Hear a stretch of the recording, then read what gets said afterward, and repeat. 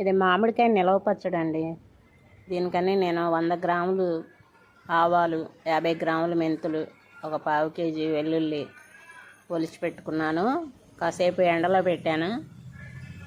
Mixie పొడి చేసుకున్నానండి దినుసులు.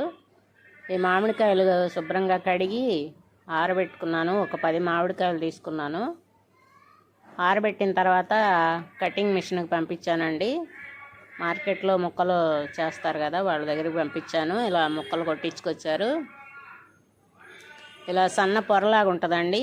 మనం గింజలు తీసేసిన తర్వాత ఆ పొర కూడా తీసేసుకోవాలి. వాటిలో కొంచెం ఇలా పసుపు చల్లండి.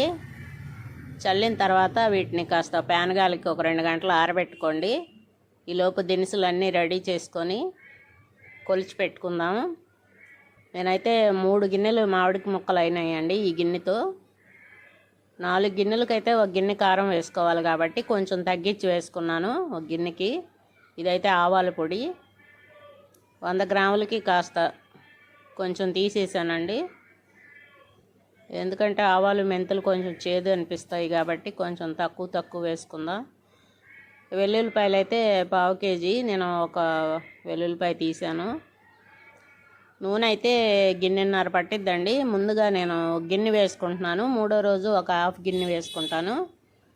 ఇది మెంతుల పౌడర్ అండి, ఒక 2 స్పూన్లు వేసుకున్నాను. 4 గిన్నెలు మామిడికాయ ముక్కలకి ఒక గిన్నె ఉప్పు కారం వేసుకోవాలి. అలాంటిది నేను కొంచెం ఎలుతుగా వేసుకున్నాను కారం ఉప్పు. వెల్తుగా వేసుకుని మిక్సీ వేసుకున్న కల్లుప్పు, కానీ మళ్ళీ దానిలో కొద్దిగా తగ్గించుకున్నాను. ఎందుకంటే మనం ఉప్పు చూసిన తర్వాత కలుపుకుంటే బాగుంటుందని. 3వ రోజు ఉప్పు చూసిన తర్వాత మళ్ళీ కొంచెం నూనె ఒక హాఫ్ గిన్నె యాడ్ చేస్తాను. ఉప్పు చూసిన తర్వాత మిగతాది కలుపుకుంటాను. ఛానల్ చూస్తున్న వాళ్ళు లైక్ చేయండి, షేర్ చేయండి. చూసారుగా 3వ రోజు అండి. నూనె కాస్త తక్కువ అనిపించింది. గ్రేవీగా అయితే బాగా గుమగుమ వాసన వస్తుంది.